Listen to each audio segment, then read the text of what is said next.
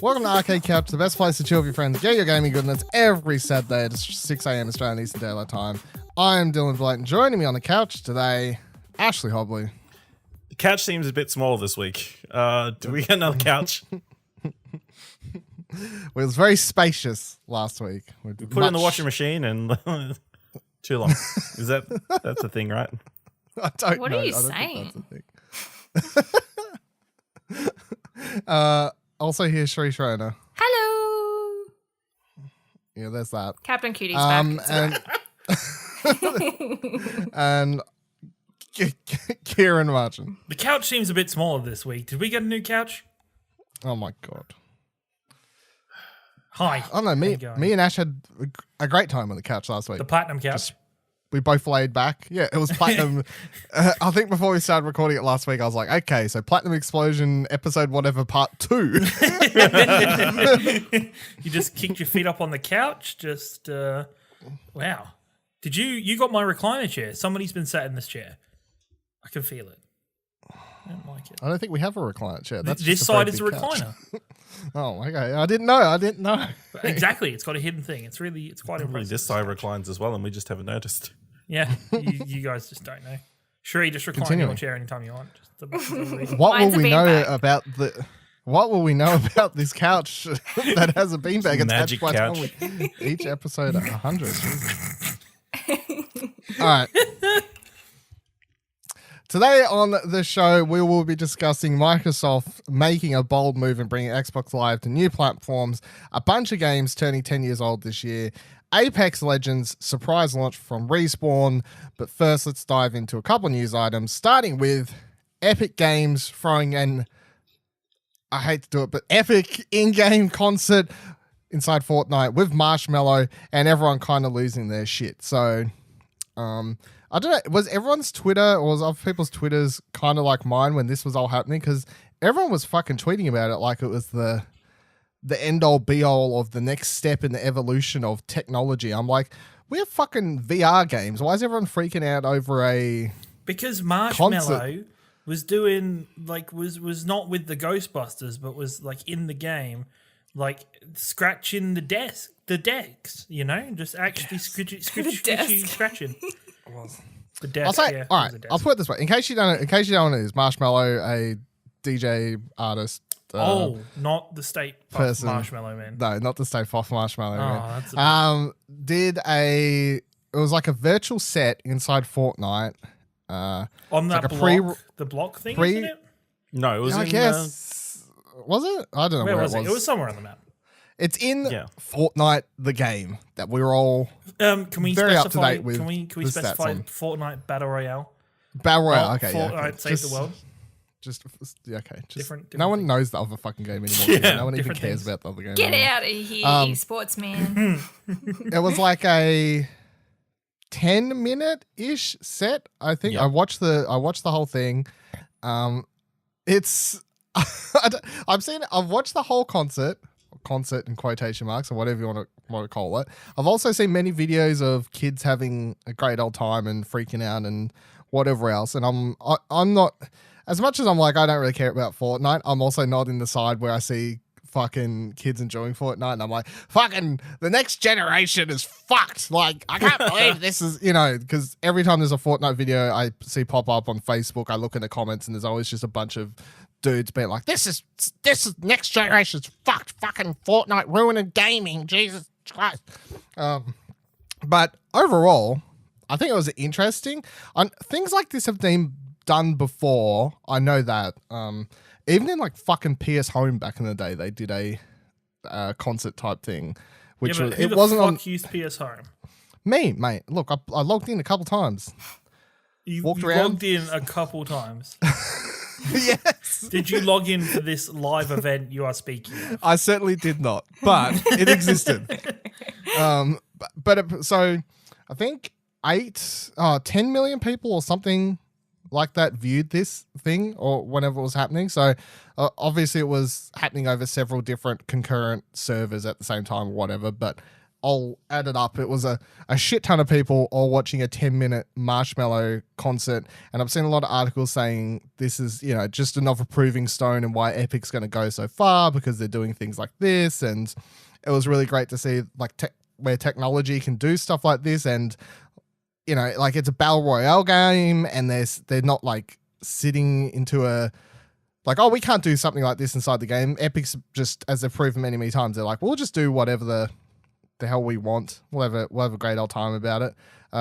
What do we all think about virtual concerts and this particular concert? If you gave it a look, tinfoil hat moment here.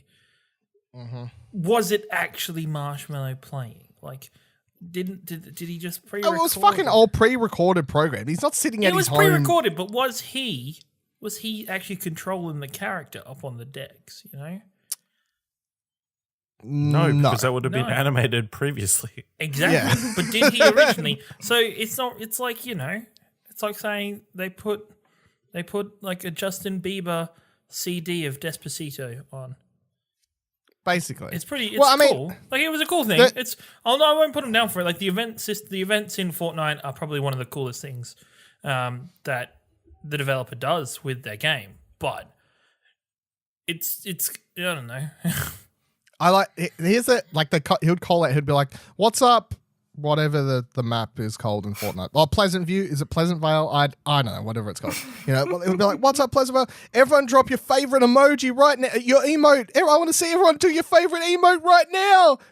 That's what was happening. If you watch the actual thing, and he played a bunch of his most popular songs, including Logic's "Everybody" because he'd done the beat for that. Mm-hmm. Of course, all the swears were cut out of these songs because it was Fortnite and they know their audience, I believe. What do you think, Ash? Did you give the full thing a look or? No, I skimmed through the video, but it seems like a cool thing. I mean, Fortnite has a history of doing cool timed exclusive events, I guess. So yeah, interesting. Yeah, I mean, let me put. I mean, I think if you enjoyed the game and you enjoy the artist, it's like a cool thing to be like, yeah, I'm going to jump in at this time and see this thing with everyone else. But then somebody shoots you while it's happening and you leave the game. They had combat off. Oh, did they really? Oh, that's no fun. I think it made it more fun potentially because people just dance and stuff. Wait, what they should have done, right, is at the end of the concert, a bomb drops and kills everybody else in the concert, and Marshmello, and it's like Marshmello Battle Royale victory. He just won. Well, I saw a lot of people making jokes about how this concert was the biggest mass shooting in history because straight after the concert, thousands of people were killed on the battlefield. That's a dark joke. It's a dark joke, but it's also true. This escalated quickly. Very. I'll give you. Did anyone to compare it? I didn't watch it, but everyone was going off about the Super Bowl halftime, and obviously, since I follow a lot of games people online, I saw a lot of people saying that this Marshmello concert thing was better than the Super Bowl halftime show. I think that was mainly because SpongeBob never happened. Like there was, there was this there's this SpongeBob song that they played in the cartoons that like it played during the halftime of an episode where there was a football game. And they wanted to play that song during the halftime of this one. And they started doing the clip of it and then stopped it and went on to Travis Scott. And Travis Scott was bad. And it's because the SpongeBob creator passed away this year that they wanted. Yeah, exactly. Yeah, that with was that. the reason for and specifically then this year. People got mad about Maroon 5 with Adam Levine having his shirt off after the whole Thingamie Jackson thing a couple of years ago. This just sounds like a mess. There was a whole bunch of malarkey. But people were saying Fortnite was better from last year. It sounds better to me. It also was a step down from last year. Last year had a really. How do you go from Lady Gaga to anybody else? To be fair, she jumped off a building. Half a SpongeBob thing. Wait, how long ago was Bruno Mars then? Bruno was cancelled the Super Bowl. Bruno was a few years before, I think. Bruno Mars was when Beyonce was on because I watched that one. Okay. No, they I ain't did gonna it miss with my Coldplay. Queen Bee. Oh Oh dear. Anyway, Marshmello's all right too, I hear. He should have done the halftime show. What a name, Marshmello. He's like the other famous artist, Dead Mal 5. Yeah, that is the one. Yeah. I mean, they could be the same person for all we know. Could it? No, yeah, it's not. because they both wear headmasks. If you Google, you can find out who Marshmello actually is. Are they just like rip-off versions of Daft Punk? I mean, technically just they all want are, a yes, I secret guess. identity. Yeah, but then Daft Punk's a ripoff of Kiss. What? Well, because of the whole like secret identity thing. But what? What? Kiss had secret Kiss's identities. identities were still known though. No, they weren't. They were secret for ages. You fucking Were they youngin. actually? Yes, no one knew who they were for ages. I don't know. Is this a video game podcast? Yes, it is. But I just want to clarify because just so listeners know, Kiss had secret identities for quite a long time. Okay? So did the Gorillas. I know. And then they got sorry? found out too. I didn't think the Gorillas was hidden. Gorillas. I think people knew who Gorillas were. No, they didn't. They knew who the fake characters were. They didn't know who was behind the fake characters. Look at him fucking Googling. Anyway, video game podcast. Let's talk about some games. Overall, yeah, I thought the whole thing was interesting. It didn't really grab me that much, but seeing the overall internet attention to it and whatever else, I was like, not for prop to Epic, I suppose. You know, that they're like, we got this big trend and we're going to do more with it than just ride the battle royale into the ground. They're trying to keep up with their fan base and do interesting things, so I pay it. All right. Up next, I saw IGN put together this article that listed 37 game anniversaries that were happening this year. I don't really care about the majority of them. They weren't too interesting. It's like, oh, this thing's 15 years old. Don't really care. It's not, and 15 years isn't an anniversary to me. Whatever, moving on. But I did find I mean, everything has an anniversary every year if you're fair, if you're honest. You know? Technically, yeah, exactly. But it's like some are more interesting than others. But I did find their list of the games that were turning 10 years old this year more interesting because a lot of them I do remember buying and when they were coming out. Because, you know, we're hitting that time period now where it's like, 10 years ago, I was getting more into paying more attention to games and these sorts of things. 10 you know years what I mean? ago was 2009, so not that long ago. Good maths, yeah. So I felt like these ones were more interesting and they grabbed me a bit more because I was like, holy shit, that game's 10 years old. So thought would run through this list and see if anyone else does what I did and go, holy shit, that's 10 years old, and any memories and things. So the first one on the list was Street Fighter 4. Now, holy shit, that's 10 years old? Fuck off, Ash. You know what? Arcade Couch did anyone Ash buy is funny when he's not picking Arcade on Couch Ash is a whole different character. When and then you meet him in real life and you go, fucking Ash, why are you so quiet over there? No, nobody's ever said that. No one's ever said that. Did anyone buy Street Fighter 4 when it came out? I did. No. No, Okay. I'm not Street Fighter 4 was my first Street Fighter, and I actually bought the collector's edition. That was the one. It came with the figures, didn't it? Yep, it came with the Ryu and the And I can't even Akuma. remember it. It's Akuma. Is that the Ken. long-haired ponytail thing, like played Vega? long hair, red? Oh, no, like no, glasses, it's Vega. suit? Then it's Vega. Then with I the can't really mask. remember, but no, glasses and suit. I can't remember the character's name though. Not M Like Bison. No. No. None of these. Anyway, Email us at mail@explosions. tell us what the character was. I could just go dig through my box of fucking video game collectible stuff that I don't have out currently and be like, oh, that's who it was. But anyway, yeah, Street Fighter 4 was my first ever Street Fighter. I never played one before for whatever reason, and I can't even remember because it's 10 years ago, but I did pick up Street Fighter 4 and was seemingly excited for it. I think it was because the art style I really, really liked, because this was the one where they changed it to the more, I don't even know how you would explain. It was like more. It was the more 3D cartoonish. Like the colors really popped. 2.5D kind of. Yeah, and they put out like an anime film for it as well that had a similar art style, which came with the collector's edition. I've never been huge into fighting games, and I don't really give two shits about them these days at all. But when I was a kid, I played a lot of them because no one could tell you were bad. You know, you just played through the storyline. No, well, if you did have friends, Ciaran, you fucker, no one could tell you Nobody you can were tell bad. you were bad. You never. I was gonna. You answered your own question, but I was like, you never like ended up having like 4 or 5 friends, and there was always one friend that like dominates everybody else. And because my experience as a kid as with fighting games was playing them in my room and just playing through the storylines of all the characters, all the Mortal Kombats, all the Tekkens. For some reason, I was like, maybe Dylan's going to go into this about how this was, a good bonding experience with him and his brother because it was a 2-player game and they could fight each other and blah, blah, blah, blah, blah. No, he sat alone in his bedroom playing the story modes. Yeah, it was the first, that Street Fighter 4 was the first and only fighting game I've ever brought the collector's edition for. So, 10 years old, bam. Next on the list, Demon Souls. I didn't get Demon Souls, but I do have memories for this game. Oh, really? And the memories I have is because I remember 10 years ago listening to IGN's Game Scoop. And here's the thing. Every time I think about this, I'm like, holy shit, that was 10 years ago. Like, that's how long. Anyway, I listened to IGN's shit, was Game it 10 Scoop. years ago?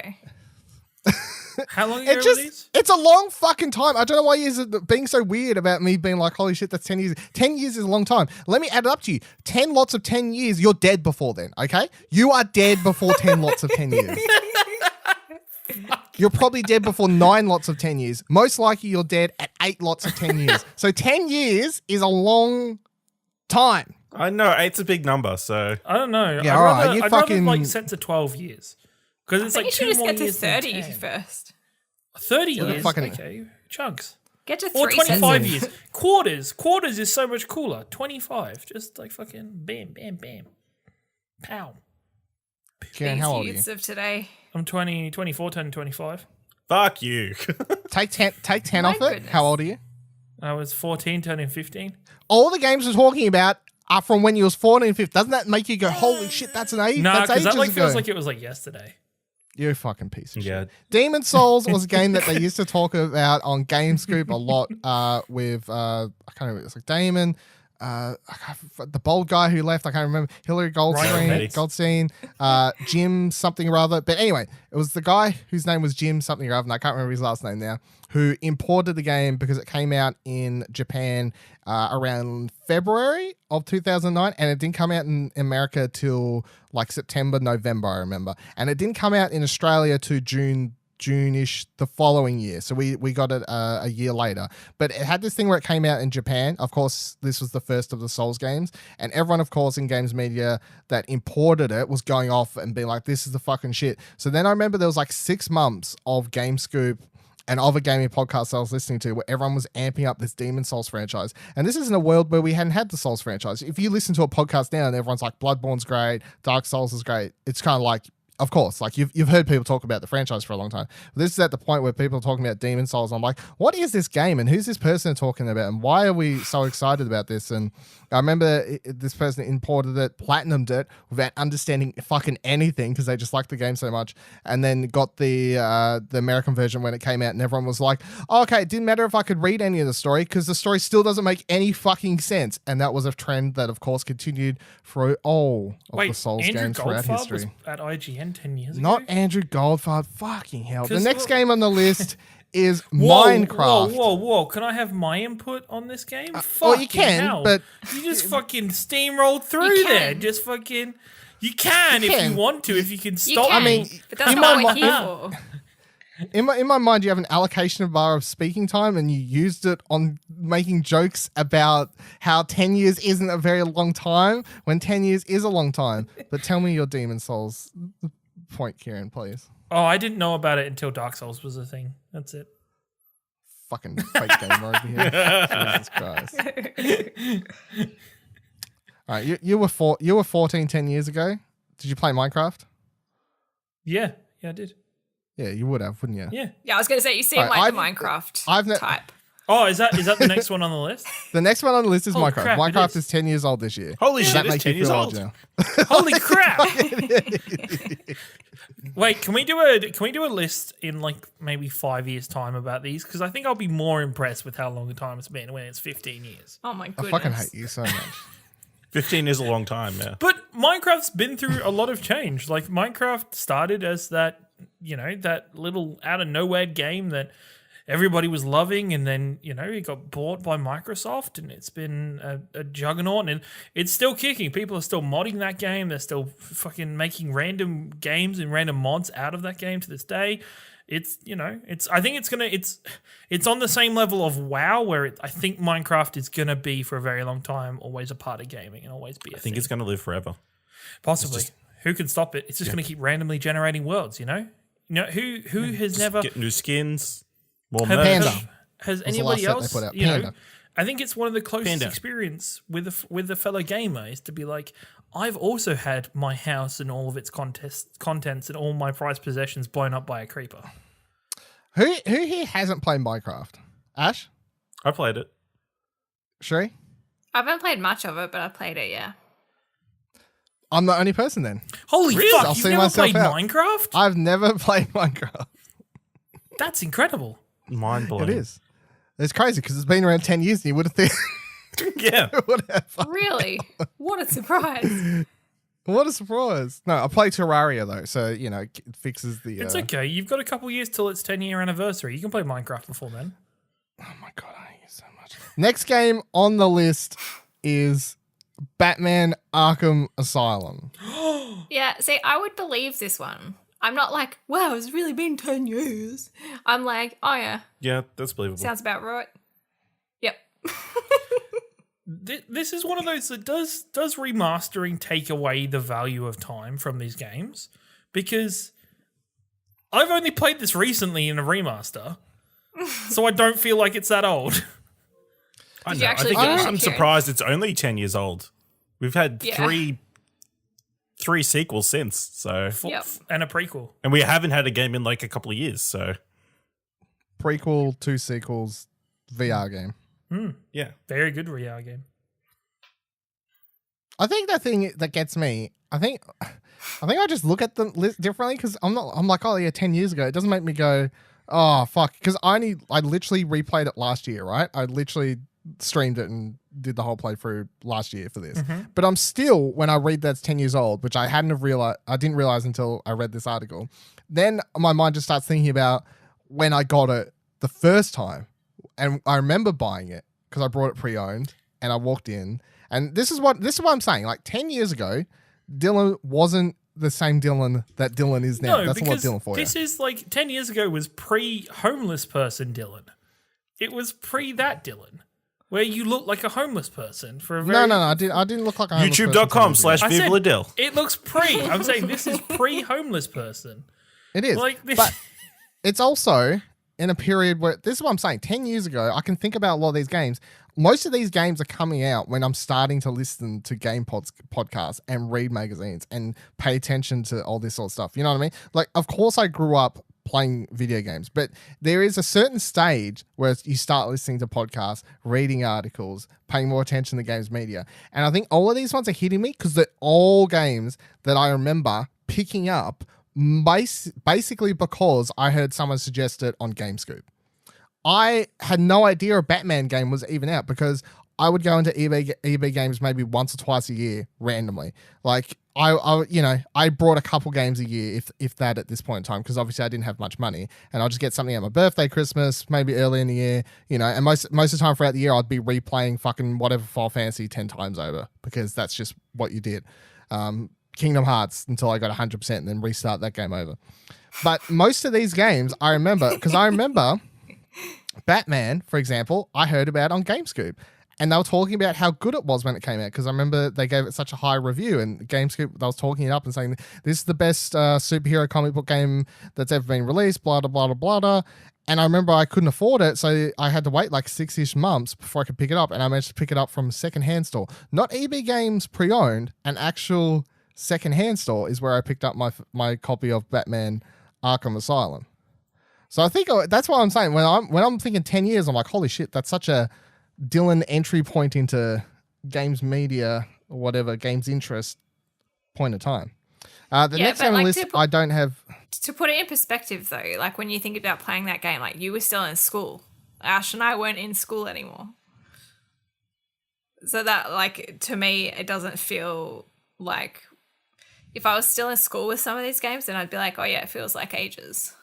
The prime of their ages life away. was way past. Look, just because you're both dead on the inside by now and you're old as fuck doesn't mean that I can't enjoy my reminiscing over here, okay? Well, I think I have a very different thing because I can't remember a time in my life where I didn't look at game websites when they're up, or every time, even though I didn't buy games all the time, every time we were in town or we were in a shop that had a game section, I would always go over there and just read the back of every box and just look at all the games. Even if I know mum has already said, nah, you're not buying a game today. That's fine. I'm already over there. I'm reading. I'm always party games. So, I don't know. For me, it's not similar thing. I remember in my youth, I'd get all the PlayStation magazines and Nintendo Power or whatever. So, yeah. Just similar to read it and play demo discs and stuff. And, it's how I got my 1 year of a job in a game store here in Shepparton, was going there every weekend and just looking at games and just talking to people and just, being a pest. Yeah, and they just accidentally gave you a job. They did. Oh, you must work here. Hey kid, you may as well just work here for now. You're out of uniform. Well, they didn't have a uniform. It was a local game store. Oh, okay. Here's your paycheck. Yeah, here's some money. Yeah. Learn valuable lessons. All right, Ciaran, what about next game? Because I haven't played it. Halo 3 ODST. God. ODST is one of... The thing about ODST, this was for me, this was it was the branch game in between Halo 3 and Reach. Because it felt like Halo 3, but then they brought in this health pack system. You weren't a Spartan anymore. ODST is the forgotten one, I think, when you look back at Halo in the series. It's beloved by Halo fans, but it's not one that people will talk about very often, is ODST. Maybe this year, 10 years after its release, I'll finally play it. You should. You said that last, for the break. And I'll keep saying it. I'll keep saying it. He said it about Gears of War. Yeah. Maybe this year I play Gears of War. Maybe this year we play Gears of War together. Because then I'll be up to date and I can play the new one that's presumably maybe coming out this year. We'll see. Oh my goodness. Anyway. Don't get your hopes up, kids. Next game on the list is Borderlands. Did anyone get heavy into Borderlands upon its release? No, this surprised me. Really? This one fucking... okay, yeah. All right, yeah. Go ahead, Cherie. This one surprises you. All other games, 10 years old, nah. Borderlands, 10 years old? Holy shit, that's crazy.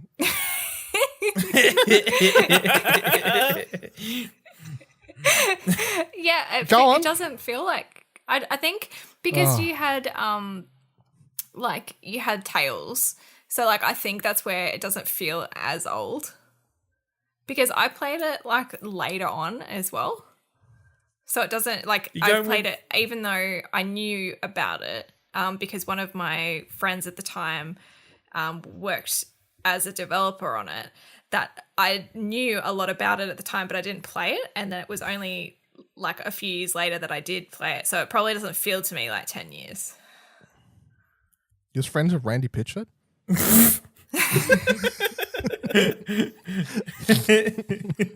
Holding out on us. Oh, goodness. Get him on the show. He was the only person who worked on the game. Only one. Indie game. No, for me, it doesn't feel that old just because my heart in the Borderlands series is with Borderlands 2. I tried to get into Borderlands 1, but Borderlands 1 didn't, it had, the gameplay was okay, it was pretty good. It didn't have that story element or that quirkiness. It was there, deep underneath the quirkiness was there, but it didn't have the characteristics or the humor of Borderlands 2. And so when I think of Borderlands, my brain goes to Borderlands 2 and I forget Borderlands 1 was a thing. Borderlands 1 is the only Borderlands I've finished. Yeah, well, that's a problem. Well, we started Borderlands 2 for a total of what? An hour or two? Hours? Yeah, a couple hours. It was we got to Sanctuary. We need to add a list of co-op games Dylan and Ciaran need to go back to. That's as far as I ever got Borderlands 2. But I played the fuck out of Borderlands 1. And I played through the whole game co-op, mostly from around 11 p.m. till 6 a.m. while getting high with a friend. That's my memories of Borderlands. So because that was your memories, can you believe it's been 10 years? Holy shit. I can. It actually, out of all the games so far, this one seems the most recent, if anything. Maybe it's because there's less of them or something. Because there's only in my mind, there's two. Pre-sequel is was a different developer. Tales was obviously Telltale. So I'm like, there's only 2.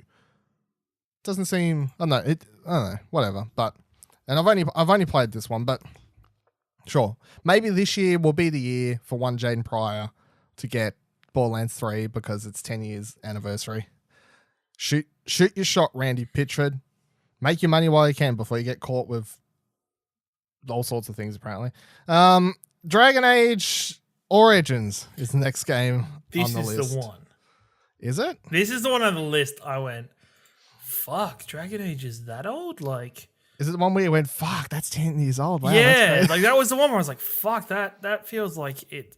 It feels like that. And I thought about this for the first time in a while yesterday because I reinstalled Origin to play Apex, and I have a copy of Dragon Age Origins on my Origin.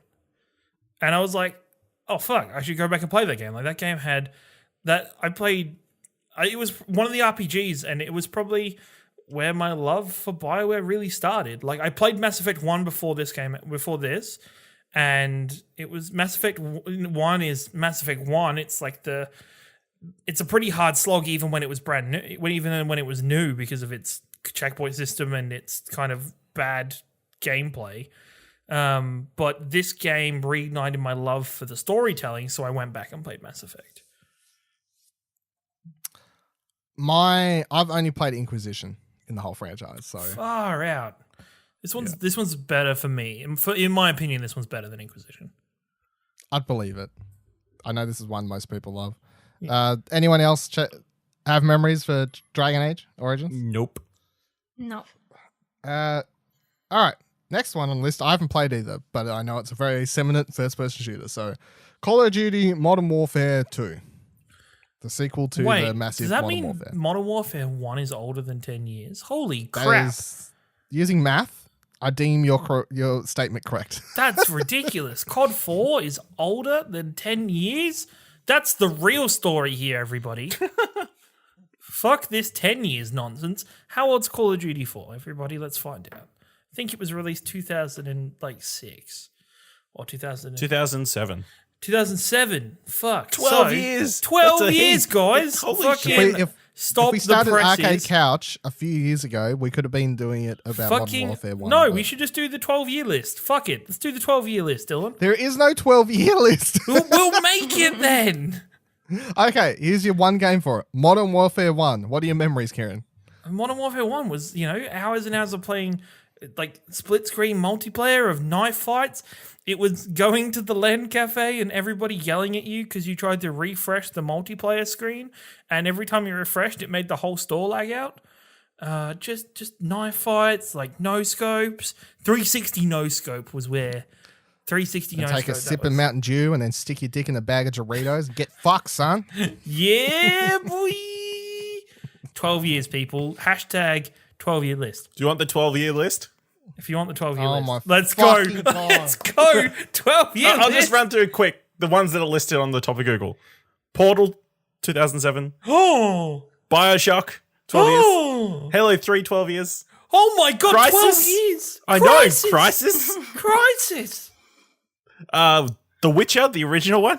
Like, the original Witcher is 12 years old. Yeah, There's been it is. 3 of those since then. That's insane. I know. Team Fortress 2. Still kicking after 12 years. It's still kicking with the hats. You got the hats because of it? Oh. Of course, that means the orange box was out 12 years ago. Ew. Yeah. Super Mario Galaxy, 12 years old.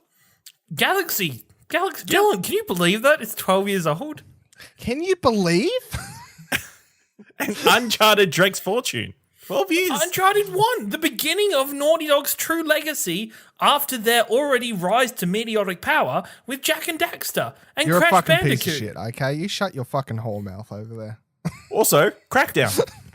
Crackdown. 12 years ago, we're getting Crackdown 3, fuckers!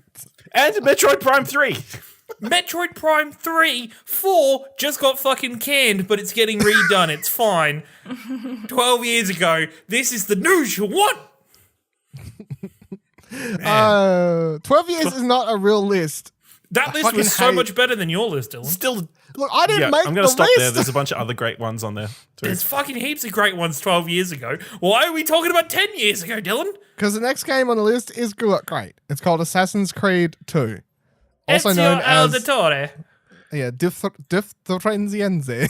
Fucking whatever it is.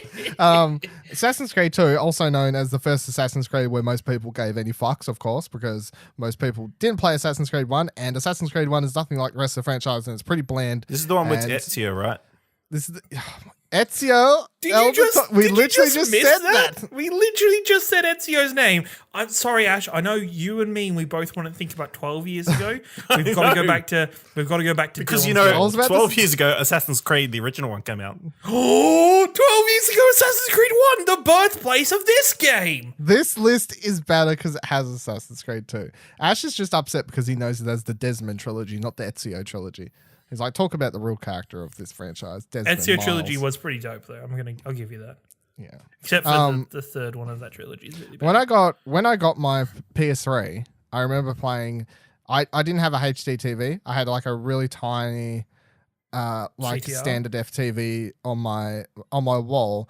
And of course, there was this whole thing, and I know a lot of people had the problems back in the day where you'd play PS3 games which were in HD, and I'd have them hooked up through the AV cables.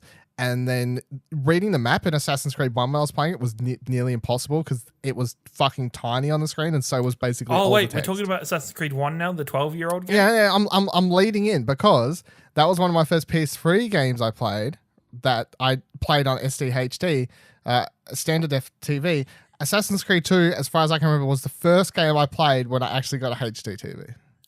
That's how long it took. It took him 2 years to get. It did. 2 years. It did. So we'll talk about that story when it gets to 12 years, though, mate. That's Assassin's Creed 2 is a great game. Left 4 Dead 2 is over on the list. I don't think anyone in Australia has many fond memories of this because it basically got nerfed to fuck upon release. Unless you imported a copy. Unless you import it. I never played it. My only memory is this. Listening to podcasts and stuff from America, everyone was saying 9s and 10s and all these really great scores, saying what a fucking great game. And then I remember it got to Monday or Tuesday night, whatever night Good Game used to be on, and I sat down to watch Good Game that night, and I was reviewing Left 4 Dead, and I think Barjo gave it like a 3 or something, and Hex gave it also like a 4 or 3 or something like that. And I remember just being like, holy shit, like the difference between our nerfed version of Left 4 Dead and they're giving it like 3s and 4s compared to the non-nerfed.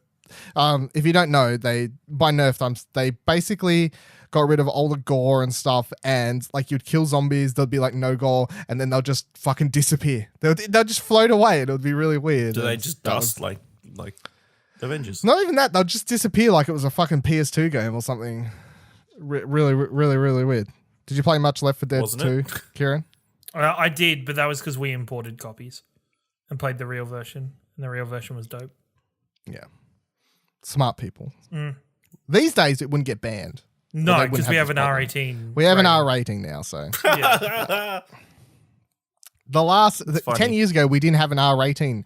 To put that one on to perspective. 10 years ago, everyone, we didn't have an R rating. You know what's more impressive? 12 years ago, we didn't have an R rating. I fucking hate you. The last game on the list is Angry Birds. Angry Birds is 10 years old this year, which I find interesting solely because this franchise didn't hold ground. And they're making a sequel to that movie. Yeah. But do you remember the stage where Angry Birds was fucking everywhere and you couldn't get away from it? The mobile game. Well, I didn't it was the thing. The sheer amount of Angry Birds games that have been out until maybe 2 days ago. There was a Kotaku article about like they're like, I played every Angry Birds game ever released, and it was like they had like 20-30 games. I was like, what the crap? Angry Birds in Space, they did all sorts of things, then ported them all. Yeah, and the Star Wars ones. Star Wars, yeah. What made it worse is like you'd look at Angry Birds in Space for PS3, and they were charging like $60 for that shit. And I was like, "Are you fucking for real?" That's what he was like, because that's how Dylan spoke 9 years ago when that was released. Oh my god, I can't. I'm so glad that this segment's about to end. Anyone got anything to say about Angry Birds? That's not Ciaran. I mean, it was fun at the time. Yeah, it was. Here's the thing: it was a meme, but it was also a decently fun game. So it was a meme. It birthed the mobile. I think without Angry Birds, mobile gaming probably is not as big as it is now. Nah, Snake. Fucking it. Snake came on your phone. That is not a real argument. Yeah, that's a that fucking mobile originated game. on computers. But it was Snake. It was everywhere. Yeah, you moved from your. How old is Snake? Everybody, let's fucking. That'll blow your mind. Millions of years old. They were playing that shit with rocks and twigs back in my day, Ciaran, okay? Yeah, they were just playing with actual snakes. Everyone just pulls out their phone right now. Snake. How old is Snake the game? And where was it originated from? Snake first appeared in 1997, people. Holy fucking shit. That is 22 years ago. It's like 10 and 12. That's 10 and 12 together. Ah! Sorry for your ears, audio podcast listeners. You're what do you mean audio podcast listeners? You're Where's the the fucking... listeners. Yeah. Unless you can see me right now, then you've had a blast. You have had a blast. Christ. There's a lot of enthusiasm coming from Kieran's webcam right now. All I know is I see a bowl of tomato sauce sitting next to him, and as far as I'm concerned, he just injected that shit to his arms before starting the podcast today. He was like, Heinz, come at me, son. Oh my God, this isn't audio. Oh my God. God. It's an audio show. He's chugging. I'm pretty sure they heard the tomato noise. sauce. Yeah, Kieran just Just snorted it. It was weird. for some reason. He's like, this is a good idea. We'll do that for the audio listeners. It'll pay off well. It's for the content they can't see. Well, there you go. All right, next, moving on. Thank fuck. Star Wars, The Fallen Order, and another Titanfall game will be releasing in fall America / Australian autumn time, as announced in the EA financial call that happened the day of recording. And predicted by us last week, right? Yes, it was basically predicted. So Or was there it you the go. week? Did we talk about it last week? I don't know. It was one of the weeks. I think it was we're the week the only before ones- because Ciaran was here and saying it's not. There's no Star Wars. It was the game week coming before. out. Kieran's always wrong is the thing, and then Yeah, that's always come exactly. true. How? What? This news, of course, follows Respawn's recent surprise battle royale release, Apex Legends, which we'll be talking about very shortly. But yeah, so let's tackle the Star Wars news first, I suppose. How do you actually feel being right, Ash, with the Star Wars game actually releasing at the end of this year, like we said it would? I feel vindicated. Another game that I complete faith was coming out this year, like Kingdom Hearts. Star Wars Fallen Jedi or Jedi. What? Yeah, Jedi Fallen Order. Jedi Fallen Order. That's the one. So Variety put up a news post, and there was a quote here. Game director Wilson. It's very far along in development, and having spent some time with it myself recently, it plays particularly well. This game truly captures the fantasy of becoming a Jedi, and we will have a lot more to share soon. So they apparently played 20-minute demo of Star Wars Jedi Fallen Order. And said it is exceptional in terms of its level of polish, depth, and living inside the Star Wars world as a Jedi. Still little is known about the upcoming Star Wars title, but we do know it is actually coming out. So what do you fucking you know it must be good because they cancelled several games before they got this one. That's true. Yeah. It's level of polish, but we don't have anything else to show. I often wonder how much tied in this game could be to episode 9. And the more they refuse to talk about it or show anything, and like it's coming out towards the end of the year, I can't help but wonder more, Like it may have Not nothing to do with connected it. at all. I can't wait to have the delay party. The delay party is going to be great. It's not getting delayed, Ciaran. I fucking said this other week. There's no way they don't put out a Star Wars game at the end of the year. They intend to put one out. And they will put one out. There's no way they won't put one out. It's going to happen. If they're aiming for fall, they've still got all of a little bit of winter before it's still 2019. Well, it's September to whoop or whatever. So it basically September means to November. Yeah, they got so like they're an extra basically month on top. They might be like, hit the end of the actually, year. guys, we're going off Australian fall, so that's like 2019. No, that's 2020. unlikely. So they're probably going to put it out end of October, which is or something like that, around the Battlefront time period a little bit with a month ahead before Star Wars drops. Why are you fucking shaking your head, Ciaran? You're I'm not going to happen. You're not going to happen. I'm not going to happen. I'm trying to help you, Dill. I'm trying to help you, man. Pull back some of those, expectations. I'm reading an article where they said it's coming. I don't want you buying a console for this game and then it not coming out for that console. You've been through this before, Dylan. But it paid off. I've got Kingdom Hearts and The Last Guardian now. On a different console. But who's to say I would have got this console if I didn't buy the other one? Yeah, if you hadn't bought the last one, he could have been playing an Xbox One by now. Yeah. And you could play Kingdom Hearts 3 Not the Last Guardian. Yeah, would you really have missed it? That was part of the deal. I brought the PS3 for those two games. So, well, yeah. Star Wars and the VR. Other piece of this news was that Titanfall is apparently also going to be getting a sequel, and this was a really weird news cycle and we'll talk about Apex. Super odd because this story got instantly shot down. Yeah, well, that's the thing. So Apex Legends, they're like, hey, we're going to announce a game tomorrow. This is the day before the Super Bowl. Or the day of the Super Bowl. They're like, Apex Legends is leaking. That's a whole different story about, I could go into that forever about why don't invite shitty content creators and fucking Twitch streamers to your event. Anyway, Apex Legends gets leaked. They're like, this is the thing. It's going to get announced tomorrow. It comes out. Jason Schreier and all these people are writing, Titanfall's not a thing. There is an interview where someone's like, yeah, we're not working on anything to do with Titanfall at the moment. And then a day or two later, whenever it works out in the timeline, they do the EA financial call for their Q3 earnings. And then it comes up that Titanfall, not 3, but another Titanfall game, whatever it be, is in fact going to be coming out in the same time period as Star Wars the Fallen Order thing. What a fucking weird up down, yes, no, yes, it's happening, it's not. I think it's like what studio is working on this? Like, is Respawn Studio big enough to be working on an actual Titanfall and Apex at the same time? Well, yeah. So they've got Apex coming, that's out. They're going to apparently have Titanfall, whatever. And this is the thing. They did not say Titanfall 3. It could be a fucking RTS game. It could be a mobile game. It could be a VR mech game, which is the one I'd actually kind of like.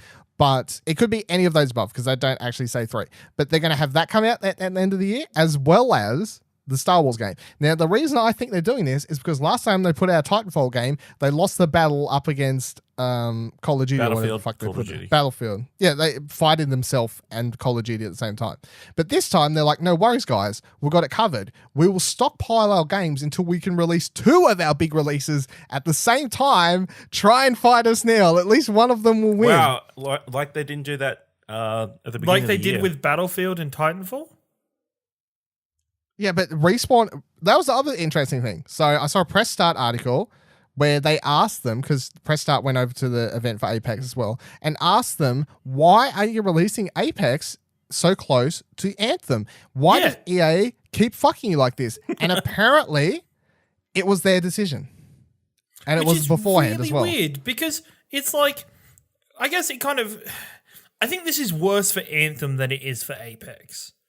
Because you're coming I think it is now because it's fucking way worse in the current situation because you've just come off of Anthem having a fucking god-awful beta period for players and this debacle with fucking release dates and freaking what Charts. edition of the game, when do you get to play it, and then you immediately release Apex randomly just, hey, this game's out for you right fucking now, go download it for free.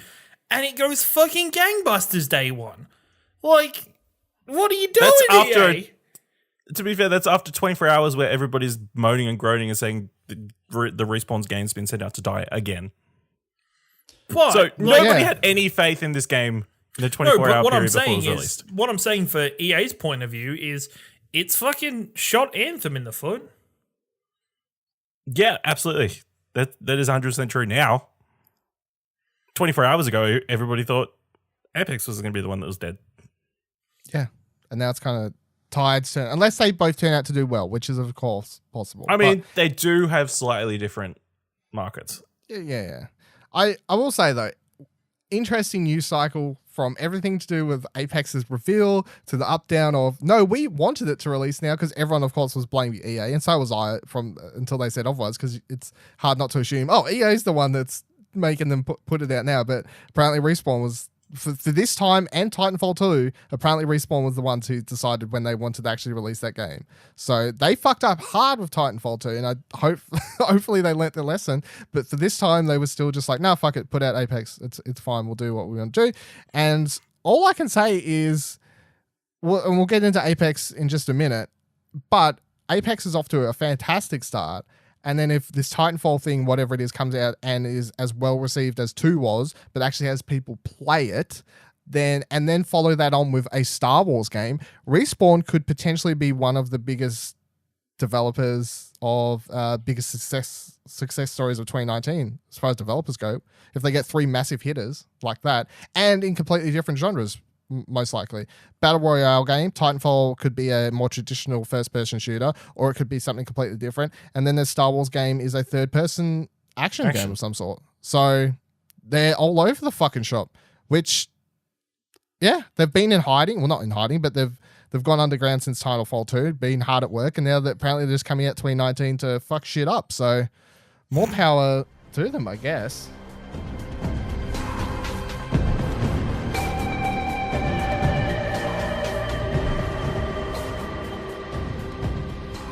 All right, so Apex Legends released Respawn's. They just announced out the door and released a free-to-play Battle Royale game, PS4, Xbox, PC. Major differences. If you're like, I don't really care about Battle Royales, why is everyone suddenly on my Twitter so on about this one? Why is it such a big deal? It was a big deal from because it's Respawn, and they did Titanfall, and Respawn from the start was basically put together by a bunch of old Call of Duty devs that made the ones that everyone likes. So everyone's always got this high praise, and Respawn has a great pedigree. Everyone loved Titanfall. That actually played them, both of them. This game, though, pissing off a lot of people, doesn't have the mechs or the wall running or the double jumps or any of these sorts of elements that actually makes Titanfall. But apparently Apex is set somehow inside the Titanfall in the universe. world of Titanfall. I don't really know because I'm not up to date with Titanfall. I haven't played any of the... Oh, no, I played the first one. I haven't played 2. So that's a whole thing. But I think there's 3 things, and then I'll pass it over to Ciaran and see what he reckons. But I think there's a couple things that really make this one stand out for me personally. The first is it's a hero-based shooter. So compared to PUBG, Fortnite, Blackout, whatever else, there are class-based ones. I know, like, isn't Realm Royale a class-based one, I think? Yeah, Realm Royale kind of. Yeah, so they're class, but this is hero, and there is obviously a difference in some factions. So each character, there's 6 free-to-play heroes, and there's 2 heroes that are currently you have to pay money to get out the gate. Don't. So It's all grind for it. Oh, you can grind. Okay, cool. Yeah, so there are 8 you can unlock. So that's nice to know. So they all have unique abilities. They kind of like Overwatch or a MOBA or anything like that. They all each have a passive ability, a special ability that can be activated. They each got different sorts of time. But if you're playing on PS4, it's the L1 and whatever it is on fucking keyboard and mouse. I don't know. Doesn't matter. That doesn't matter. That's true. So they've got that ability, and then they all have ultimate as well, and they all move differently, control differently. I saw on Twitter today a dev clarifying that even though some characters seem like they're moving slower, then every character moves at the same speed to make it fair, but their animations or their height differences, because some characters are obviously taller than others, may make them look like they're running slower. So to me, it's kind of like a bunch of Overwatch characters because they all have a lot of personality, which is also nice. They speak when things are happening. They make you aware of things. Unlike Blackout, for instance, when a supply drop's coming in overhead, you'll only notice it if you're actually paying attention to what's happening, if the plane's coming over your head and if you hear it and you see it on your map. In this game, if supply drop's coming in, your character will make a note like, supply drop coming in soon. I might want to go for that. The nicest one is when the timer's coming down on the area. And it's just like, and your character will be like, we got a minute left, but we're really close to the circle, so don't stress. Yeah, they give you helpful tips, but it also just feels like your character's talking to other people, which is really nice. Yeah.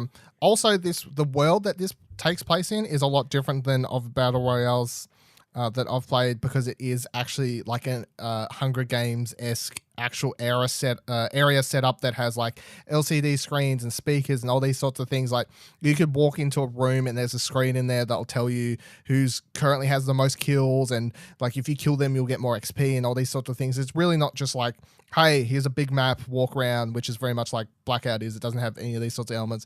But my favorite thing that really makes this one stand apart is all the stuff it does that emphasizes squad play, teamwork.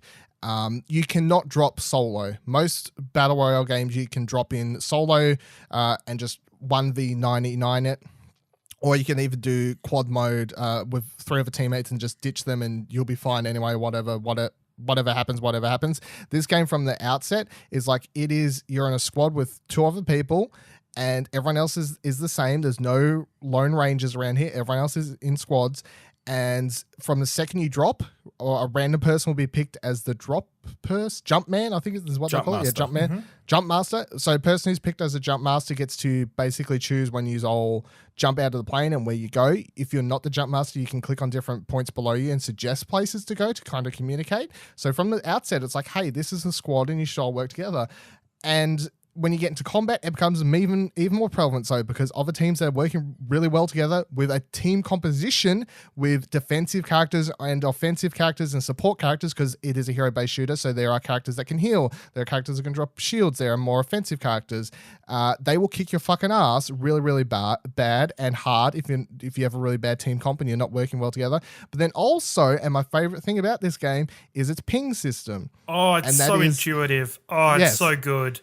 So compared to something like Blackout, where you can look at an item and you can say, hey, I found a vest, and that's as far as it can go. If you want to tell a teammate you're playing with that you're not on mic with, like a random person, that, hey, we're going over this side of the cliff, there's no way to do it. You just have to head there and just presume they come. But in this game, if you don't want to use a mic and you want to communicate with the other 2 people on your team, you can ping off in the distance. You can say, just ping there. You can say, let's go there. You can say, I think there's an enemy there. You can hold down the button and select from a different bunch of pre-selects. You can click on an item and say, hey, there's an item here. You can click on a gun. You can click on just solo pieces of ammo. You can also the ping system in this is just designed and really does knock down the nail in the coffin. That is, this game is designed around co-op play, being a squad, working well together. And they were like, hey, I know a bunch of people probably won't speak into headsets. That's not going to happen. But they designed the ping system so well that I think that even if you're not using a mic, the system is so good that you can use it to your advantage and basically win if you're using it right. Ciaran, go for God. What do you think about it? I really like this game. I really enjoy it. It seems but you hate battle royales. I know I hate battle royales, but this game fixes a lot of problems that I have with battle royales. One of the biggest things that I think turns a lot of players off playing battle royales is that when you're in a squad and you drop, and first you drop and some idiot or troll on your team says, hey, if you want to look around, press F now while you're in the plane, and they jump out early, and you've got that whole thing. To be fair, you've done that to me in PUBG. I did. I am a troll. I'm a troll. Or, where you plan to go somewhere, and then when you drop, somebody gets lost. It doesn't happen. When you jump as 3. You can split off. You can press like a button, and you can split off from the 3 where it's like the first person's mainly controlling. But the biggest pain is when in any of the battle royale, when you die, you have to sit there and wait for your team to die before. If you're playing with friends, you have to wait for them to come back. You have to wait for them to die or win the game. You've got no other options. In this game, I forgot about this. Yeah. If you die, your team can pick up your ID tag or whatever in you've got 90 seconds to pick it up and go to a respawn point and respawn you back into the game. They can bring you back. The respawn takes 15 seconds or something for you. So the moment it activates, it's a beacon pretty much for everybody else to run in and come own you because you drop with no items. Again, you re-drop with no items or anything. But you can respawn. It means that if you're playing with a squad and 2 of you die, the other player still has an opportunity to do heroics, get both of your cards, go find a safer respawn point, and respawn you back into the game. You get that opportunity to keep playing and keep winning, which brings a really cool and interesting dynamic into a game. Unless you can secure and kill the whole squad, you're not guaranteeing that those players can't come back into the game at some point. Its hero system has a really interesting dynamic in characters. It currently, I believe, has I think it's 3 DPS, 1 tank player, and 2 support characters. I think that sounds about right. I think that sounds right. So, and the supports aren't just basic heals. So you've got the one character that heals, and then the character I main is a robot who has like grapple ability. So you can grapple to one side. His ultimate is you can put a grapple from one place to another, and your whole team can use it. And it's fucking awesome because you can, if you're at the top of a mountain and you just need to get down to the bottom of the mountain to run, like to get into the circle, you just dump the grapple down and you all go down really quickly. It has a slide mechanic that's really fun. Like any hilled surface, you can just slide your whole way down, and you get really good speed out of it. I think it does need some balancing. It is in like the early point of the game. I think guns at the start of the game are a little bit too scarce, a little bit harder to get. And if you land in a squad on squad basis, it's really RNG based on who gets the gun first. Like it's like there's no quickly grabbing guns and starting off a fight. It's more likely only one of the teams is going to find a gun, and you're kind of screwed from the outset. I really like the hero mechanics. The ping system is so damn good. Like it's so good just to be able to ping stuff. And if you find a helmet and you know somebody else doesn't have a helmet, you just ping it, and it shows up on their map. It shows up on the HUD for them to just go grab, to go get. You can ping out. The most annoying thing in a lot of battle royales and a lot of games that are multiplayer is you say, oh, there's an enemy. And it's like, where? And your teammate spends ages looking for where, and you're trying to like, oh, on the compass, they're like 100 and 120 on the compass. And no, you just ping that person out now, and you can keep pinging them. When you go down, you can ping people while you're down, so that at least you're doing something for your team while you're like trying to hold in and wait for somebody to come pick you back up. I really like it. I think it could be a bit better in terms of, I do miss the wall running and the double jumps of Titanfall that I really wanted in this game, but I think it's in such a good starting point. And as I was saying to Dylan when I was talking to him earlier about this is what I wanted, because I wanted to jump into Call of Duty Blackout. But I didn't want to buy a copy of Call of Duty. And this is free to play. Yeah, it doesn't look as good as Call of Duty, but it's free to play. It doesn't look bad, though, to be fair. No, it doesn't look bad. It doesn't look as good as Blackout, but it looks fine. Yeah, it looks fine. Like, it's playable, it's usable. And it's something really interesting. And the other cool thing is, with Dylan saying about these LEDs, is if you perform really well in a match, the next match, you might be named as the champion of the match, and your details get shown at the start of the game, and the other teams get extra points for killing you, and your character and your scorecard is on the LEDs for the entire match, and it's got like the deceased when you die, when somebody's killed you. Like, it's just... And there's real funny parts, like if the champion dies, that like the character, I was playing mostly as Lifeline, and every time like someone would die, I'd be like, oh, someone killed the champion. Like they'll like still mutter stuff about. Like, oh, that was mine or something. You know, there is continuity in this game that isn't it isn't pay to win continuity. It's not progression of just leveling up so much. It's more, if you do well in one game, you've got a chance that's going to flow on to make your next game harder. The level of play that people are at this game already on PC is ridiculous. And I think there is those, that continuation of Battle Royale strategy, but now they have these characters to pick up and play and test out and play around with and see what kind of squads they can build together. So I'm really excited for this game. I'm really excited for where it can go, and I think it's got a really good future ahead of itself in Battle Royales. I definitely feel like everyone was trying to do more Battle Royales like PUBG, just like with different maps and weapons and like doing quirky humor and stuff like that.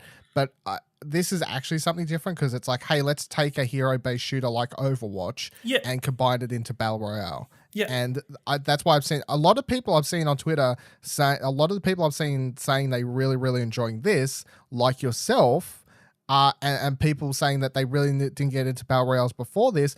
I know a big Overwatch fan. So I do think there is something about the game and the mechanics and the hero-based element that is hooking a lot of people in who didn't really like just the general, oh, you're just random dude, pick up gun. It's because there's like, you could be in the other games, you could say, I'm a really good sniper player, but you're not guaranteed. You have to go find a sniper. You're not guaranteed to get a sniper every single game. You're not guaranteed to get a good sniper every single game. In this game, you could say, I'm a really good, I'm a really good support player on this character. And you know that character inside and out. And all the characters have their own individual stats, and like you could have a record on that character. When it says that because at the start of the game or when you get killed, it says you have this many kills, and you can show exactly how many kills you've ever got on that character. There's continuation and skill on individualized sections that can be brought into the game. I also like how I'll ask Ash's opinions in a second because he has played more than me, I think, at this stage, actually. But I also like that when you get into a match, it drafts the heroes. So it'll randomly pick someone who's picking their hero first. So you can't always get your favorite hero. So it does still force you at times to be like, oh, I have to actually learn how to play someone else. Like I have to learn how to play more than just one character. You can't always get the hero you actually want to play. And the other things quickly mentioned before Ash's overall thoughts on the game.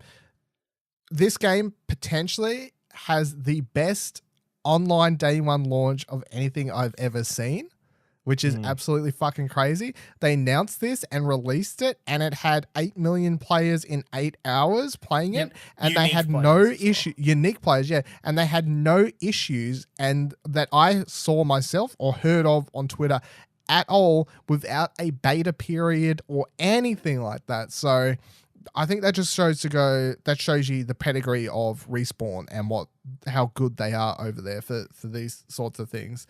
And then the other thing I think is worth paying props to is, yes, it is a free-to-play game. Yes, they're not loot boxes. They're like, what are they called in this? They're like little, they're like alpha packs or something, or packs or something like that. Packs or something. They come with weapon skins, character skins, all the sorts of things that you're used to.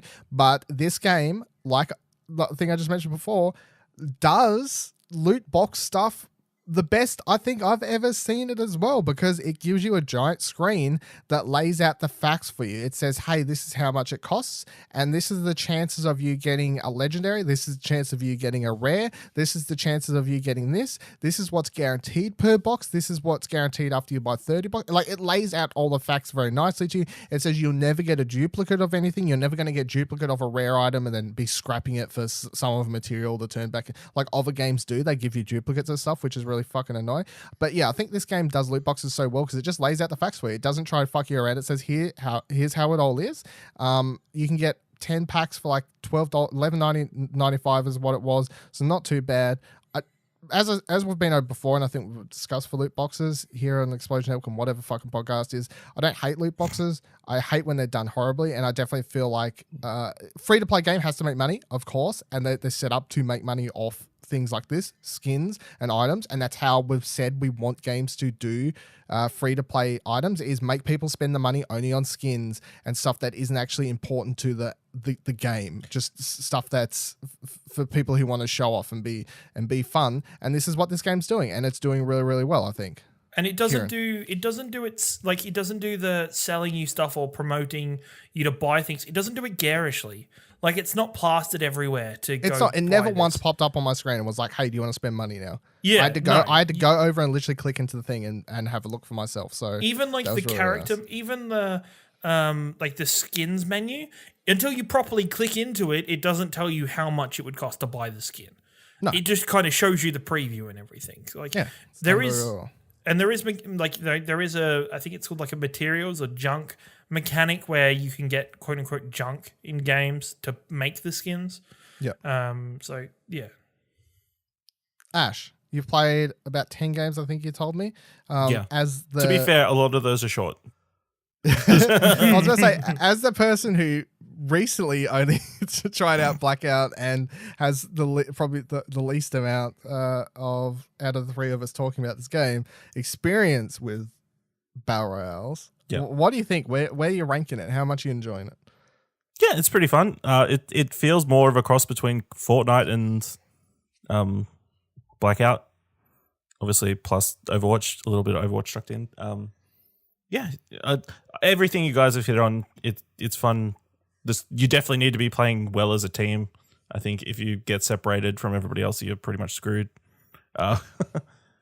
And then even with the revive thing, people just camp around your fallen allies and wait for you to come out. So it's exactly. It's a give or take. You can bait a body. You can bait a body for a whole 90 seconds and have it as bait. Yeah, and keep an eye on it. Yeah. I think one of my favorite moments yesterday was that there's random ships that fly around the map. Yes. You can fucking land on those as you jump out and they're full of loot. Yeah, and they are. And everybody's worked that out now, so everybody jumps on them at the start. And it's a massive brawl, and it's the worst thing in the world. So the strategy is you jump in, you grab something, and jump off. Because the other thing is there's no fall damage. No fall damage in the game. Which is really good, because I think the traversal in this is really good. Like, just overall, around, I wish the jumping and climbing over stuff is really... Yeah, even without it, missing those 2 points that I wanted, double jump and wall running, it's still really free moving and free flowing in the game. Yeah. Yeah, it's really good. It is a bit weird to see like cars and trucks around there and you can't do anything with them, but that's anything. The map's also like not made for vehicle traversal at all. It's very tight.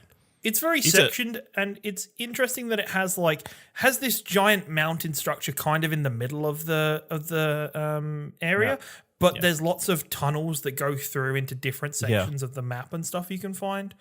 That shakes it up a little bit. I'll say one thing on the map. One thing I do find interesting is when you see someone playing the game on PlayStation, it says playing Apex, whatever the map's name is. So it makes me think that it's programmed to allow for future maps. Yeah. Yeah. So.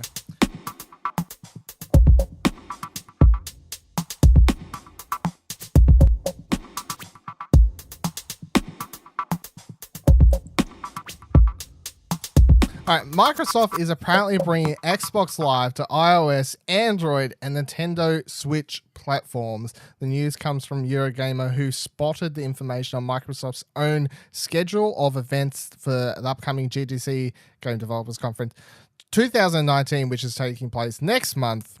It's a bold move from Microsoft, if it's unless someone's trolling and hacked their website, but it's pretty legit. That will potentially allow a lot of very cool things, of course, to happen in the future on other platforms, and seemingly to me teases what their plans are for the future. So looking at the Eurogamer article, it says the move will see Microsoft integrate Xbox Live achievements, friends, clubs, and games history into non-Xbox and Windows PC platforms for the first time. The description on the website read, it has since been removed after this article, Xbox Live is about to get much bigger. Xbox Live is expanding from 400 million gaming devices and a reach to over 68 million active players to over 2 billion devices with the release of our new cross-platform SDK. Get a first look at it to enable game developers to connect players between iOS, Android, and Switch, in addition to Xbox and any game in the Microsoft Store on Windows PC. So this potentially will allow you to do the following things. You're on your iOS. The games I can play on there may have achievements. Potentially, they could integrate that somehow and then get rid of the shitty iOS Game Center thing that no one actually cares about, which does actually have achievements built into it, but no one gives any fucks about it. It then will also potentially allow me to earn Xbox achievements while playing games on my Switch, and also then look at my friends list and all these other sorts of weird and interesting things. It's absolutely absurd. I think out of all the news stories that dropped last week, this one, because it dropped, and I saw a few people talking about it, but for the most part, it was seemingly getting buried by this Apex news and whatever else is happening. But for me, it stood out as the most, hold the fuck on. Are we for real? Is this really a thing that's going to happen? Because that, to me, screams that Xbox for the next generation is basically going to set up their platform and they're looking to move Xbox Game Pass to be a Netflix module for real. And by for real, I mean they want to get Xbox Game Pass onto Switch, onto these other platforms, to allow you to stream potentially, or at least download and play Xbox Game Pass games on your Switch. And they're looking to expand. This is what I'm taking out of it, that they're looking to expand that particular brand of their company, Game Pass, because that's the element that most people, even if they don't own an Xbox, that look at and point and go, Game Pass, that's a good fucking deal. So I think they're looking to actually take that and expand on it and beat Sony to the punch of creating the first proper Netflix games rental system. And I think getting Xbox Live onto devices is kind of step one in doing that, I suppose. But it's still a crazy world to think that you'd be able to even message your Xbox friends on your Switch, let alone fucking earn potentially earn Xbox achievements on there, which makes me very happy because Nintendo refuses to add a fucking Nintendo's achievement system to Switch, which continuously pisses me off. And if they add an Xbox achievements and I can get those on my Switch, all of a sudden my problems are kind of solved, because then I'll just be like, all right, fuck you, Nintendo. I guess I'm in on achievements over Achievos, as the kids call them. Ash, what do you think about all this? Yeah, I don't think they're going down the Game Pass road. I don't either. Kick me when I'm down. Kick me when I'm down. You fucking just kick me. I think their strategy here is they're trying to get them into the ecosystem of Xbox so that the next console that they're going to buy is an Xbox. You've got an achievement system, you've got an achievement score, you've got all your friends list all based in Xbox. You might as well just get an Xbox next time around. But then why would Nintendo allow it if that's so obviously their plan? Because they're giving them something they don't have, an achievement system. It's a win-win situation for the thing. I think Xbox has moved into a mindset of stop looking at these things like their consoles, start looking at them like their PCs. Start looking at them like it's just going to be a system that runs on any device no matter what. It's a win-win situation for Nintendo and Xbox. Hey, Nintendo, your online services are kind of shit. How about they Xbox? Are shit. No, let's just clarify.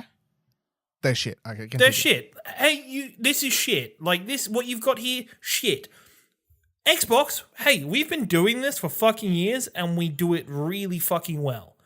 Come let us look after that for you. And Nintendo would be stupid not to, right? Like, they'd be stupid not to take on that. And so Microsoft then gets more people on their system. I had the first taste of Game Pass being everywhere on my PC when a couple of weeks ago, this Sea of Thieves thing started getting really big again. I wanted to play it. I looked at it and went, oh, it's $90. I don't really want to spend $90 on Sea of Thieves. I already fucking own Sea of Thieves because I have Game Pass. My friends go, oh, we want to pay. And I'm like, why don't you just sign up for Game Pass? It's $1 for the first month. If you play Sea of Thieves for a month and you don't like it, all you paid for it was $1. And they go, fuck yeah. And then they get Games Pass, they download Sea of Thieves, they end up buying other stuff or keeping Game Pass around. It's such a, like, I really like this mindset from Xbox. And this kind of connects in with the argument that's happening at the moment between, thanks to Metro Exodus, with the Epic Game Store having exclusivity over it and people on Steam being pissed about it. PC users, both clients are free. They're fucking free. You just download the other client on your PC.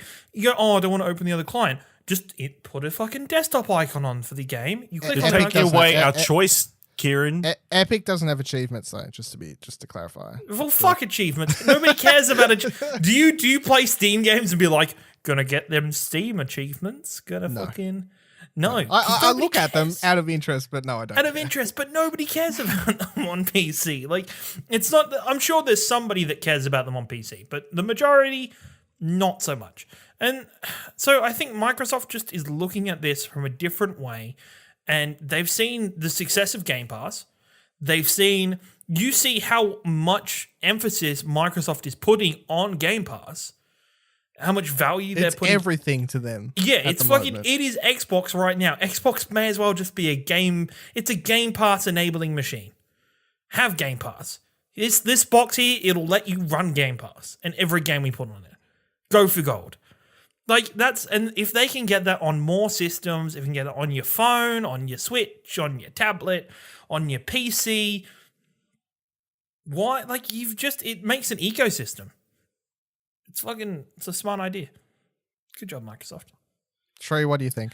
I think this really opens up the question of cross-platform play, really, because I'm interested to see how this is all supposed to work integrated together. Like, has there been anything that's come out about how this even came about for Nintendo or anything like that yet?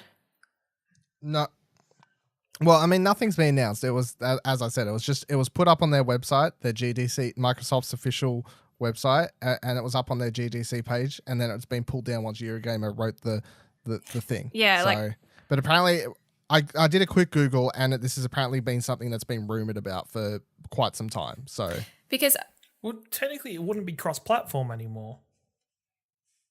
They're all on the same platform, Xbox Live. Yeah, that's what I mean. It's what is it? I don't know. I don't know how it will work, especially for the Switch, being that Nintendo is so its own thing normally. How did this even come about? So I'm interested to see how that's all supposed to work. Let me put it this way to kind of answer that question. If you play Minecraft on your Switch, you can sign in with your Xbox ID on that game. It comes up, it says log in with your Xbox ID because they've allowed that. Sony's still over there zero fucks. They don't give anything going on about it. But on your Switch, it does come up, sign in with your Xbox ID, and you sign in with your Xbox ID right there on the Minecraft game. So, not saying that's quite the same as this level, but it's certainly the first pebble into the river, or what first pebble into the lake, I suppose. As Nintendo didn't care when that was a thing, so I think Nintendo of current generation are a different Nintendo, and they've learned that they've had to be a different Nintendo. We see from the amount of, compare the Switch's current lot of third-party games that are being brought onto the Switch compared to that of the Fisher-Price system. And it's a very different world. Third-party providers, parties want to put games on that console. People want to interact. Let's boil it down this way. What are the pluses and negatives for kind of Nintendo on enabling the Switch to become a Xbox Game Pass machine? Let's imagine that's the story we're going for. If they allow the Switch to have Game Pass on it, and say Nintendo says, hey, we'll allow that, but 30% of all Game Pass signups, 30% of the money from a subscription, if someone signs up via their Switch, kind of like what Apple does for grabbing more money off games off the Apple Store, that money is ours. No. So then they're making money. Why? No. It's not. Why not? Xbox won't do that. That's why. Why won't Xbox do that? Why not? It's free money. It's literally money. It's literally money they wouldn't get. They wouldn't get though. They wouldn't get that There's money. going to have to be some sort That's of. like saying PlayStation should get money from Netflix for every subscription they get through. They could have made that a rule if they wanted to. They could have made a deal. They could have made that a rule. If you sign up for Netflix via your iPhone, Apple takes some of the money. That's a financial deal that could be made. There That has to is be a thing. I just don't think the reason they want to do this, the only possible reason I can think of that they want to put Game Pass on more systems is because it's currently not sustainable.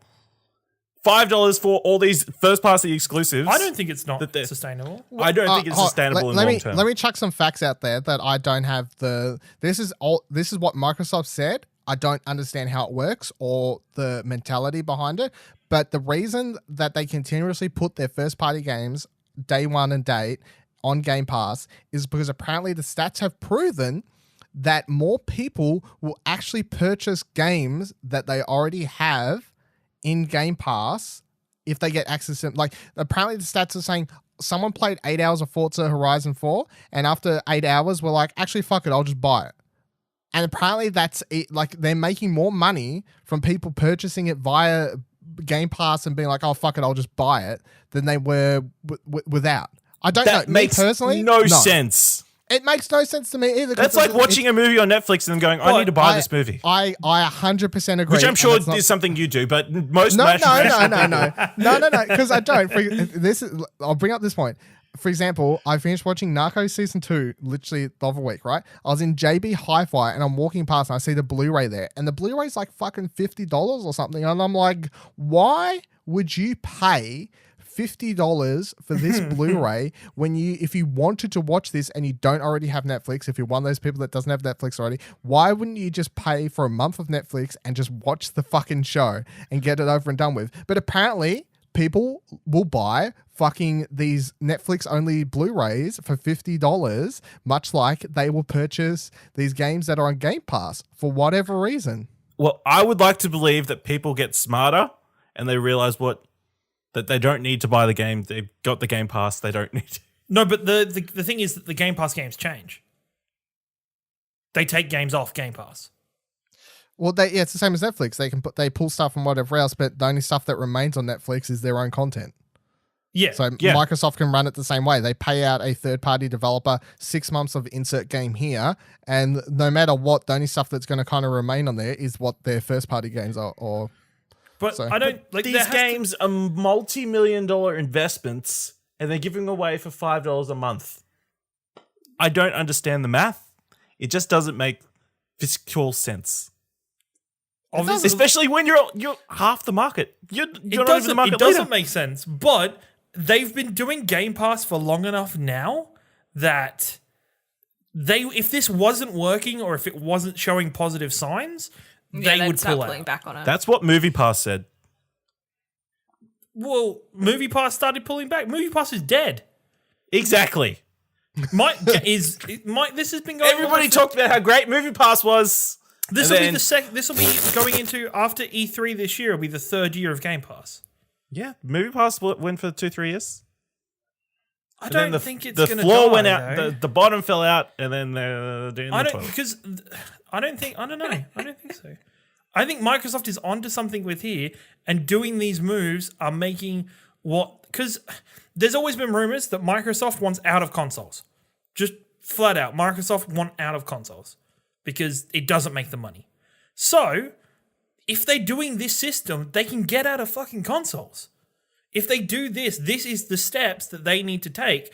You know what? Microsoft haven't had a handheld console.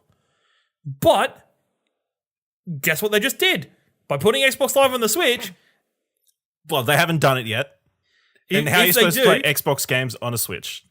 You're missing two triggers. Well, hold on. Let's clarify. This is rumored. This is rumored. This is rumored. Well, no, hold on. This isn't rumored. This is something that was posted on their website, but isn't confirmed. The Game Pass thing is all coming from Dylan. No. It was on their website. It was on their website. There was no mention of Game Pass at all. No. Hold on. Yeah. No, you're right. You're right. Sorry, I misheard you. The Game Pass thing was just me theorizing. The Xbox Live coming, but I just want to clarify, Xbox Live coming to Switch wouldn't all of a sudden mean that you can download Xbox Live exclusive games to your Switch.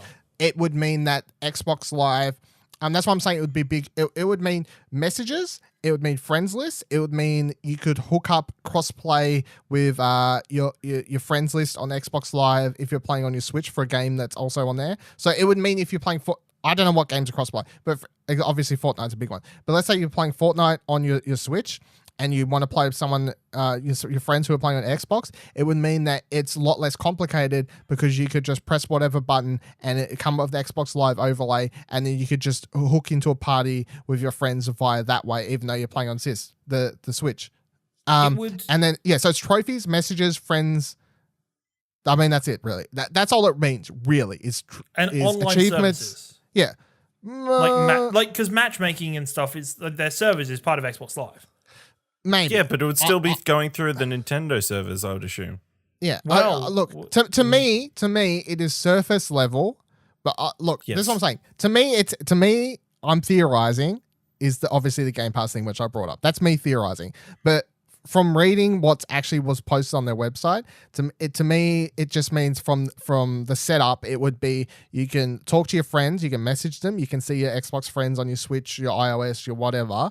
You would then have an achievement system that would tie in if the game is already on both platforms. So if a game's on Xbox and it has an achievement system on there, then potentially you could get it to tie in if you're playing the game on the Switch. That would make sense. That wouldn't particularly be too hard, I wouldn't think. And then the other one would be your friend system and stuff. That's what I'm thinking. This is what it actually means. Surface level is just those three sort of things. But then it's like the reason I brought up Game Pass is because I'm like, why would Nintendo do this without having a longer form plan? Like, where does it go for them really? And that's why I'm like Game Pass. This seems like a first step. That's what I think. I think it's definitely a first step into what they consider their next generation, and what their plans for the next generation would be. And I think they're thinking outside the box of the box, the actual console box, and going, well, our plans are actually to have a service, and our plans are all Xbox Game Pass, and getting that to many more platforms. And we want to actually make the race for being the go-to games Netflix. Fuck it, let's do it. Go for gold. Ash is over there having a fucking Ash arcade couch. I understand He's that they want to get it on segment. as many platforms as possible, because that's the only way it could possibly be sustainable in the long Ash term. is a hater on Game so Pass. much. You hate it Ash so much. is just like Game Pass Ash is great. just can't You should be doing. You should fathom. take it right now, but it's not going to be around forever, I don't think. That's my opinion. How can you keep putting millions of dollars into these games and then put them out day one on a service for $5? Thing is, right? If this was a you're problem, going to make your money back. Microsoft would already show losses from it. You know, they've got those good accountants that make. That's some fucking tinfoil hat grasping at straws there. Oh, he's brought up a good point. Oh, better. They got good accountant people. I don't know. Just not enough people are going on the Game Pass, I guess. I think there's enough money, like, because when Microsoft talks about it, they do talk about the people that spend money on games after they've already had access to them. But then I also like to think there's an amount of people that are like, say someone doesn't have Xbox Game Pass, right? They sign up for, Crackdown's the next big thing, I suppose, first party release. Say someone signs up for Crackdown. They only need to be stay subscribed for 6 months for it to kind of hit, it's $11.95, so basically $12 a month, right? So they only need to subscribe for 6 months in a row ish for them to hit what it would have cost them for the game anyway. So imagine all the people who sign up for something like Crackdown, like Forza, like Ori, like fucking whatever that comes to the platform, and then like all the other fucking services that are out there that are subscription based that I do myself, that I sign up for one fucking thing, and then I forget to unsubscribe, and all of a sudden I've been paying them fucking $50 a year for several years in a row. Like that. So, imagine that. That's where a lot of the money is coming from, I reckon. I would like to know how. Obviously, like, you're primarily focused on how this is benefiting Microsoft, but like, you got to think about this is also going to Android and iOS. Like, you're not going to be sitting there playing Crackdown on your phone. I'm going to be touching my screen with some virtual controls on my iPhone. But that means that mobile games could become a part of Game Pass. So this is where, like, my thought process is like, what is the actual benefit of, say, like, obviously Android and iOS is a little bit different, but what is Nintendo gaining out of it? If you reckon it's Game Pass primarily, other than people specifically purchasing the console for it, what's Nintendo getting out of it, unless it's something more than Game Pass? Do you know what I mean? Literally every Xbox person purchasing a Switch solely so they can have their Xbox Game Pass games on the go is what Nintendo gets out of it. And they get access to this is the thing where we don't know the definite. So from this, I think let's clarify once again. We no benefits. Game Pass is my theory. Is a theory. They could gain access to a stable and outstanding, like an ongoing online system that has been going for a very long time and is very well structured. They get goodwill just in general. How much goodwill was earned from... Well, that's the thing. You do things for goodwill look, I think the full stop is this, where it's like, what does Nintendo get out of this? As I was saying before, if they charge something as simple as 30%, if they grab 30% of every subscription thing, that's what they get. They are making dollars, and as Ciaran said, that they simply wouldn't have had. What do they lose? But they're not getting Game Pass now. Why would they want Xbox Live now? Why would they want Xbox Live? So if you have your Nintendo Switch and somebody already all of a sudden comes up to you and goes, hey, on your Nintendo Switch, do you want 100 plus games for $5?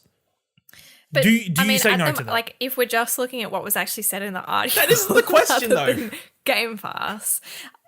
Then, but that's the hypothetical. Dylan and me aren't talking hypotheticals. You know, obviously, from what I would understand, people are still purchasing the games on the Nintendo store that would be playable with, like, as well as Xbox. So then that's where you get your achievements if you're logged in. That's what I would understand. So therefore, you're still purchasing, like whatever is available on both consoles from Hollow Knight.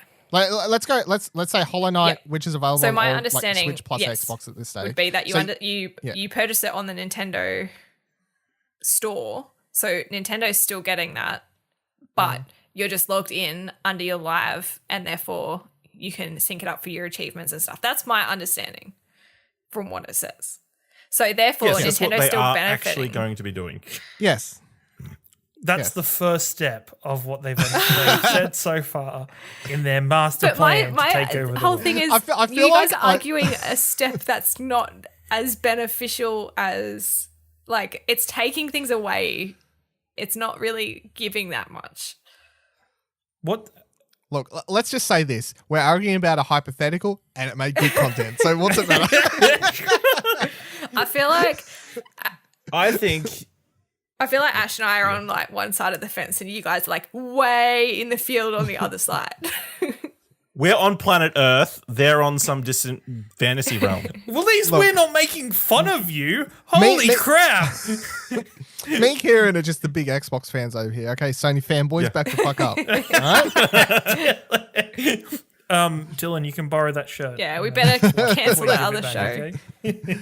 Look, I will wrap it up because I feel like we could probably back and forth this for quite some time, and because it was reaching the stage where we're just back and forthing it, like we're just sitting here and not actually recording a show, which is good, but also means we probably could have just kept going for at least another. Can I just say one last thing?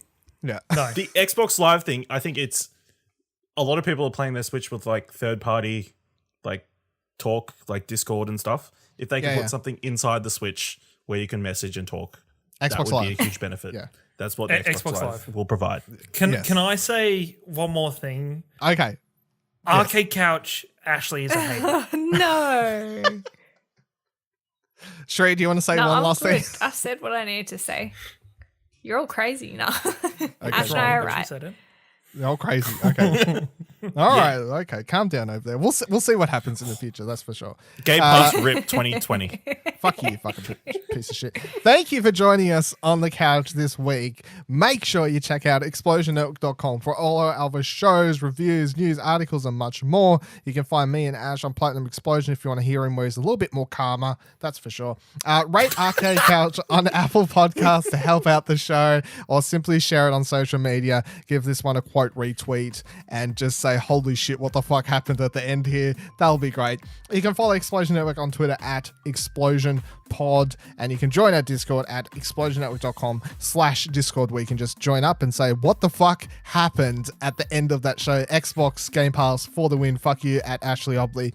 You can follow me on Twitter at Vivaladil, VIVALADIL. You can follow Ash on Twitter at Ashley Hobby, ASHLEYHOBLEY. You can follow Cherie on Twitter at CHERICORNO, and you can follow Ciaran on Twitter at Boy Ringo. And you can join me and Ciaran on Twitter, and you can tweet at both of us and just say, you're right. And we'll be like, thank you very much. We'll see you here next week, same time, same couch. We'll have to clean up the sweat and tears that have been spread this episode, though. Bye-bye.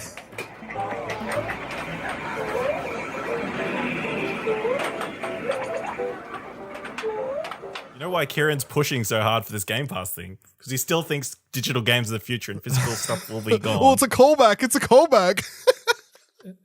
It's all part of the plan. It's all part of the plan. 2038, bitches.